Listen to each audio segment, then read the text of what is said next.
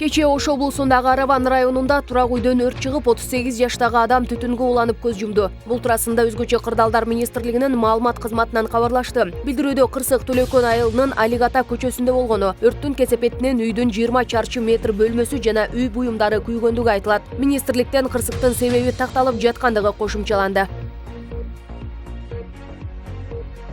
Кыргызстанда вице-премьер-министр Эльвира Сурабалдиева пандемиядагы жоготууларды жана сырттан келген гум жардамдын бөлүштүрүлүшүн иликтеген комиссия коронавирустан каза болгон адамдардын саны расмий маалыматтан 3 эсе көп экенин аныктаганын билдирди. Коронавирустан каза болгон адамдардын жалпы саны азыр 1390 деп берилип жатпайбы? Чындыгында бул көрсөткүч 4000ден ашык экенин аныктадык, деди ал. Сурабалдиеванын айтымында комиссиянын бүтүмү негизинен сунуштоочу мүнөздө, ошондуктан өз ишин тиешелүү деңгээлде аткарбаган жетекчилерге чара көрүү укук коргоо органдарына сунуш кылынат. Саламаттык сактоо министрлигинин жаңы эсеби боюнча 19 январга карата коронавирус пандемиясы башталган март айынан бери Кыргызстанда илдеттен 1390 адам көз жумду.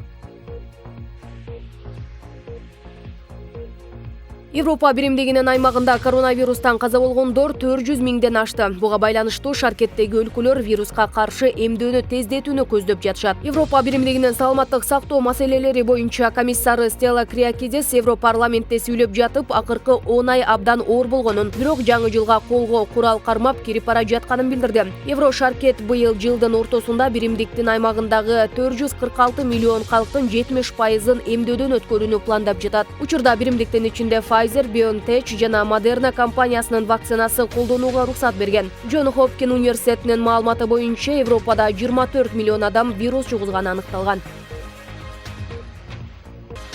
Экономикалык кылмыштарга каршы күрөшүү мамлекеттик кызматынын Ысык Көл облусу боюнча башкармалыгы Балыкчы шаарында видео байкоо орнотуу долбоорун ишке ашырууда ири өлчөмдөгү акча каражатын ыйгарып алуу фактысы аныкталды. Мекеменин маалымат кызматы кабарлагандай, Ысык Көл облусунун өнүктүрүү фондун башкаруу боюнча дирекция менен жеке компаниянын ортосунда 2018 жылы Балыкчы шаарына видео байкоо орнотуу долбоорун ишке ашыруу үчүн 10 миллион сомго келишим түзүлгөн. Бул объект боюнча аппараттык программалык комплекстер 7 миллион сомго жакын суммага сатылып алынган. Бирок аткарылган жумуштардын актысында аппараттык комплекстер 2 миллион сомго көтөрүлгөн айырма менен эсептен чыгарылган. Ошондой эле аткарылган жумуштардын наркы кошумча нарк салыгы менен кошо көрсөтүлөт. Бирок компания кошумча нарк салыгын төлөгөн эмес. Натыйжада мамлекетке 3 миллион сомго жакын суммада зыян келтирилген. Учурда келтирилген зыяндын ордун толтуруу чаралары көрүлүүдө.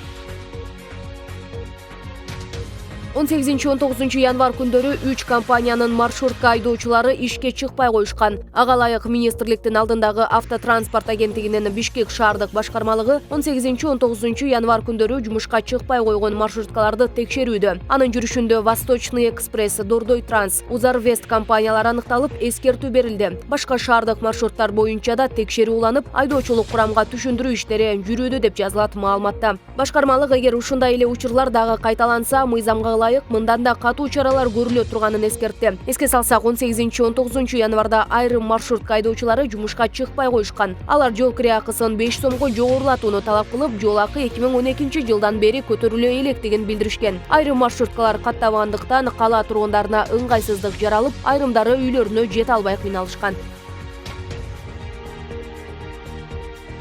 Парламент 20 январдагы жыйында үй-бүлөлүк зомбулук менен күрөш чөйрөсүндөгү айрым мыйзам актыларына өзгөртүүлөрдү киргизүү жөнүндө мыйзамдын долбоорун экинчи окууда карайт. Бул тууралуу Жогорку Кеңештин сайтында жазылды. Ал мыйзам долбоорунда жабырлануучу тосмо арыз жазганына карабай, ага зомбулук көрсөткөн кишини жазага тартуу сыяктуу катаалдашкан чаралар камтылган. Бириккен Улуттар уюмунун өнүктүрүү программасынын Кыргызстандагы өкүлчүлүгү жарыялаган иликтөөдө үй-бүлөдөгү зомбулук иштеринин 70% тараптардын келишип алышы менен токтотуулары айтылат. 2020 жылы кыргызстандык журналисттер алгач ирет өлкөдөгү фемицидти изилдешкен. Анда 54 миңден ашуун маалымат талдоого алынган. Киши колду болгон аялдардын көбү күйөөлөрү, өнөктөштөрү тарабынан такай зоордук зомбулукка кабылып турушкан. 2020 жылдын 11 ай ичинде кылмыштар жана жоруктардын бирдиктүү рейстерине үй-бүлөлүк зомбулук боюнча 8337 факты катталган.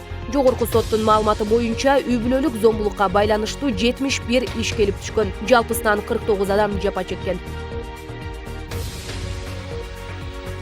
Ирландиянын жогорку соту UFC мушкери Конор Макгрегорго байланышкан 2 арызды каттады. Бул тууралуу Air Sport жазды. Арыздын чоо жайы тууралуу азырынча кенен айтыла элек, деген менен кайрылуулар спортчунун 2018-жылдагы зордуктоого айыпталган окуясына байланыштуу экени белгиленет. Жабырлануучу делген кыз бир нече миллион евролук доо коюп сотко кайрылган. Ал эми анын энеси азыраак суммада дагы бир аз жазган. Өз кезегинде Макгрегордун өкүлү Карен Кеслер бул иш мушкердин катышуусу менен толук иликтенгенин белгилеп, тергөөдөн кийин мушкерге тагылган айыптар алып салынганын айтууда. Доо койгондор өз арызында келтирилген жүйөлөргө карама-каршы келген фактыларды билишет.